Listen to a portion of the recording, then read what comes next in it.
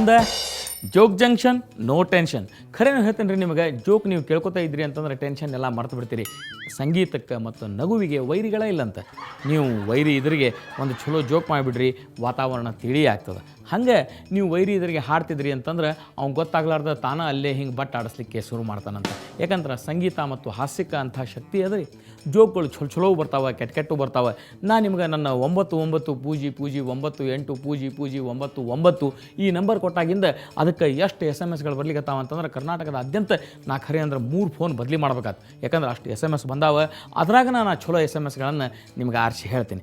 ಒಂದು English joke ಅನ್ಲಿಕ್ಕೆ ಅಡ್ಡಿ ಇಲ್ಲ. ಇದು ಇಂಗ್ಲೀಷ್ನಾಗ ಕೇಳಲಿಕ್ಕೆ ಭಾಳ ಚಂದ ಅನ್ನಿಸ್ತದೆ ನೋಡ್ರಿ. ಅಂತ ಅದನ್ನು ಕಳಿಸ್ಯಾರ ನಮ್ಮ ಗೆಳೆಯರು, ನಿಮ್ಗೆ ಹೇಳಲಿಕ್ಕೆ ನಾನು. ದೇವರು ಎಲ್ಲ ಕಡೆ ಇರ್ಲಿಕ್ಕೆ ಆಗಂಗಿಲ್ಲ ಅಂಥೇಳಿ ಹೀ ಕ್ರಿಯೇಟೆಡ್ ಮದರ್ಸ್ ಅಂತ. ಅಂದರೆ ಗಾಡ್ ಎಲ್ಲ ಕಡೆ ಇರ್ಲಿಕ್ಕಾಗಲಿಲ್ಲ, ಸೊ ಹೀ ಕ್ರಿಯೇಟೆಡ್ ಮದರ್ಸ್.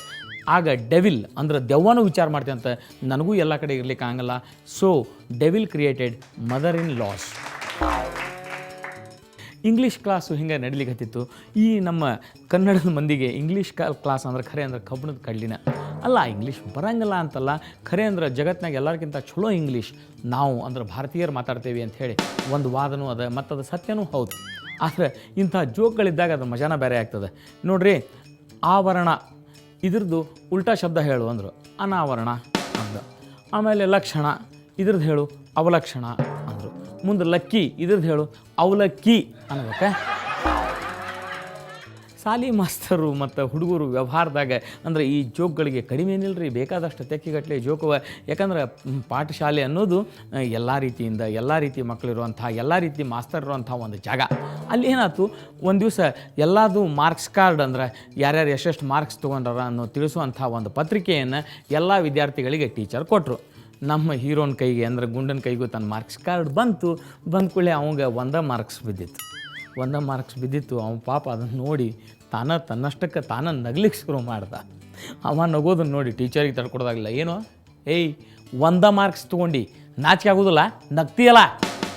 ಅದಕ್ಕೆ ಗುಂಡಂದ, ಈ 1 ಮಾರ್ಕ್ಸು ಎಲ್ಲಿಂದ ಬಂತು ಅಂತ ವಿಚಾರ ಮಾಡಿ ನಂಗೆ ನಗು ಬಂತು ಟೀಚರ.